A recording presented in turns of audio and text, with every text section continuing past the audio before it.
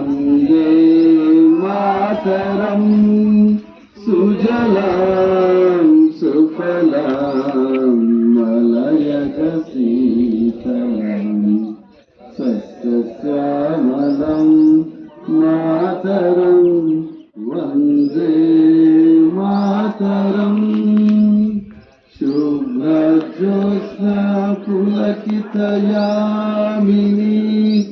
పుల్లకుసుమితా ధ్రుమధల శోభిని సుహాసిని సుమధుర భాసిని సుఖభాంభరధాం మాతరం వందే మాతరం వందే మాతరం. నీటి సదుపాయం కూడా అక్కడ తెచ్చి పొందుతున్నాము. తర్వాత ఒక సైడ్ మాగాని ఉంటుంది. మాగాని పొలాల్లో మీరు ప్రస్తుతం వరి కావచ్చు, వివిధ రకాలైన పంటలు వేసుకుంటారు. అదే విధంగా మాగాని పొలాలకు సంబంధించి పంటలు గాంధీ జాతీయ గ్రామీణ ఉపాధి హామీ ద్వారానే ఈ సిమెంట్ రోడ్లు అయితేనేమి, సచివాలయం అయితేనేమి, రైతు భరోసా కేంద్రాలు అయితేనేమి, ఇవన్నీ కూడా మన ఉపాధి హామీ నిధులు పనులు చేయబడ్డాయి. ప్రభుత్వం ఏం చేస్తారంటే 60% ఉపాధి పనులు వేతనదారులకు సంబంధించి వేతనాలు ఉంటే 40% మెటీరియల్ పనులకు సంబంధించి కూడా డబ్బులు ఖర్చు పెట్టుకోవచ్చు. అంటే గ్రామానికి సంబంధించి 10 లక్షలు ఖర్చు చేశారనుకోండి. విషయం ఏంటంటే ఈరోజు ఈరోజు మనమందరం కూడా మన గ్రామీణ పరిభాషలో చెప్పుకునేటట్టు కరువు పని అంటాం కదా, దాని వాస్తవంగా మహాత్మా గాంధీ జాతీయ గ్రామీణ ఉపాధి హామీ పథకం అంటారు. మామూలుగా మనం ముందుగా కరువు పని అంటాం, లేదంటే ఉపాధి పని అంటాం కదా. ఈరోజు ఇంత పెద్ద ఎత్తులో మీ అందరినీ కూడా సమీకరించి ఇక్కడ ఒక గ్రామీణ భాగస్వామ్య మూల్యాంకన పథకం వేస్తాం. దీన్ని ఏమంటారంటే PRA మ్యాపింగ్ అంటారు, పార్టిసిపేటెడ్ రూరల్ అప్రైజల్ అని. ఇక్కడ చదువుకున్న వాళ్ళు కూడా ఉన్నారు కాబట్టి వాళ్ళ కోసం చెప్తా ఉన్నా. అంటే భాగస్వామ్య గ్రామీణ మూల్యాంకన పథకం వేస్తాం. అంటే ఈ యొక్క గ్రామంలో ఎక్కడ గుడి ఉంది, ఎక్కడ బడి ఉంది, ఎక్కడ చెరువు ఉంది, ఎక్కడ కొండ ఉంది, ఎక్కడ వాగు ఉంది, ఎక్కడ మరి మనం నెక్స్ట్ పనులు ఎక్కడ సచివాలయం ఉంది, ఎక్కడ మనం పనులు చేసుకోవడానికి అవకాశం ఉంటుంది అనేటువంటి విషయాలన్నీ కూడా, ఇవన్నీ కూడా ముగ్గురు మేము వేసినాం, మీరు వేసినారా?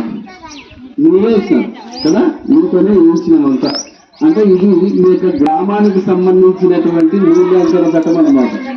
అంటే ఈ పథకం ఎందుకుంత శ్రమ ఓడ్చి మీరందరూ కలిసి మీ యొక్క సమిష్టి కృషితో ఎందుకు వేసాము అంటే, మీ అందరికి కూడా మీ ఊరు గురించినటువంటి భౌగోళిక పరిస్థితి మీరు తెలుసుకొని దాని ప్రకారంగా మీ యొక్క గ్రామాన్ని అభివృద్ధి చేసుకోవడానికి ఇంకా ఏ రకమైనటువంటి మీ గ్రామానికి సంబంధించి ఇంకా ఎటువంటి అభివృద్ధి పనులు చేపడితే మీ గ్రామం ఇంకా సస్యశ్యామలంగా ఉంటుంది, ఇంకా మీ గ్రామాన్ని అభివృద్ధి చేసుకోవడానికి ఎటువంటి పనులు కావాలని మీరు కోరుతా ఉన్నారు కూడా సమగ్రంగా మీ అందరితో చర్చించి మీ దగ్గర నుంచి మరి ఇంకా ఏ పనులు కావాలనేటువంటి సమాచారాన్ని సేకరించి మరి అటువంటి విషయాలు తెలపడానికి కోసం ఈ యొక్క గ్రామ స్థాయి భాగస్వామ్య మూల్యాంకన పథకం అనేటువంటిది వేయడం జరిగింది. అంతకంటే ముఖ్యంగా మరి మా పెద్ద సార్ వచ్చారు, మా ప్రొఫెసర్ కి మరి మా స్టేట్ టీమ్ మోనిటర్ గారు ఉన్నారు, వారికి కూడా సాధారణంగా మేము స్వాగతం తెలుపుతా ఉన్నాం. సార్ పర్యవేక్షణ ఇదంతా కూడా జరుగుతా ఉంది, చాలా సంతోషం అనిపిస్తా ఉంది. మా సార్ ఇక్కడ చక్కగా ఒక లీడర్షిప్ గా నడిపించారు కాబట్టి వెరీ హ్యాపీ, చాలా సంతోషంగా ఈ యొక్క కార్యక్రమాన్ని అందరికీ చేయడానికి ముందుకు వచ్చినాం.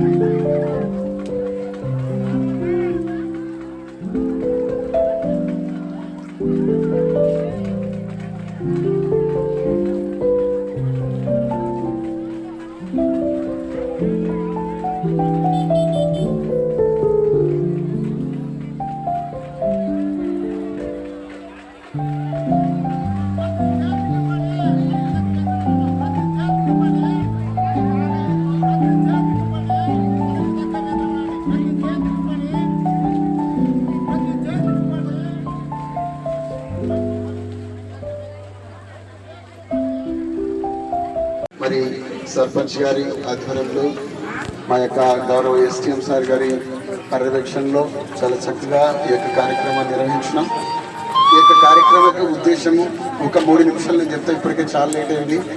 ఉదయం దాదాపు 7 గంటల నుంచి ప్రయాసపడతా ఉన్నారు. టైం ఇప్పుడు 9:30 కావస్తూ ఉంది. కనీసం 6 గంటల నుంచి వెయిట్ చేస్తూ ఉన్నారు. చాలా సంతోషం అండి. కాకపోతే వచ్చినటువంటి మరి విధానానికి ఒక 5 నిమిషాలు నేను చెప్పి నేను ముగించేస్తా. ఈ యొక్క ఉపాధి హామీ పథకం అనేటువంటిది మనందరి కోసం వచ్చింది. మనము గ్రామీణ ప్రాంతాల్లో ఉన్నప్పుడు మనందరికీ కూడా తెలుసు ఈ యొక్క ఉపాధి హామీ పథకం అనేటువంటిది 2005లో వచ్చింది. అంతకుముందు మనం ఏం చేసేవాళ్ళం అంటే గ్రామాల్లో పనులు లేక ఎక్కడైతే పనులు ఉంటాయో అక్కడికి వలస వెళ్ళేటువంటి వాళ్ళం, పొట్ట చేత పట్టుకొని అక్కడికి వలస వెళ్ళేటువంటి వాళ్ళం.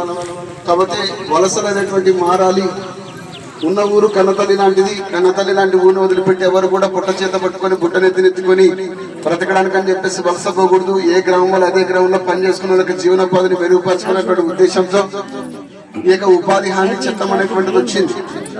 కాబట్టి దీంట్లో పని అడిగినటువంటి ప్రతి ఒక్క కుటుంబానికి కూడా ఒక ఆర్థిక సంవత్సరంలో కనీసం 100 రోజులు పని ఇస్తారు. మనకు ఉండాల్సినటువంటి అర్హత ఏంటంటే 18 సంవత్సరాల నుండి శారీరక బలం కలిగి మనం పని చేయడానికి సిద్ధంగా ఉన్న ప్రతి ఒక్క కుటుంబానికి కూడా ఖచ్చితంగా 100 రోజులు పని కల్పిస్తారు. మనందరికీ కూడా తెలుసు. మరి ఈ యొక్క చట్టం రాకముందు ఆడవాళ్ళకు కూలి రేటు ఇచ్చేవాళ్ళు, మగవాళ్ళకు కూలి రేటు ఇచ్చేవాళ్ళు. కానీ మూడవదిగా మరి ప్రతి ఒక్క వేతనదారుడు వేతనం కోసమే పని చేస్తాడు. కాబట్టి పని చేసినటువంటి వారం 15 రోజుల వేతనాలు చెల్లించాలని చట్టం చెప్తా ఉంది. అంతేకాదు ఈ ఎటువంటి మిషనరీస్ తో పని చేయకూడదు. యంత్రాలు కానీ జేసీబీతో కానీ ప్రొక్లైన్ కానీ వాడి పని చేయకూడదు. కేవలం వేతనదారులతో మాత్రమే, శ్రామికులతో మాత్రమే పని చేయించాలని చట్టం చెప్తా ఉంది. కాంట్రాక్ట్ వ్యవస్థ కూడా ఉండకూడదు ఉపాధి హామీలు అని చెప్తా ఉంది. ఎందుకంటే కాంట్రాక్ట్ వ్యవస్థ ఉంటే ఆయనకి ఎంతమంది అవసరం అవుతారో అంతమందిని తీసుకుంటాడు. ఎంత ఇష్టమైతే అంతే కూలి ఇస్తారు. కానీ ఈ రోజు ఎంత పెట్టిందంటే 307 రూపాయలు ఏజ్ రేట్ పెట్టింది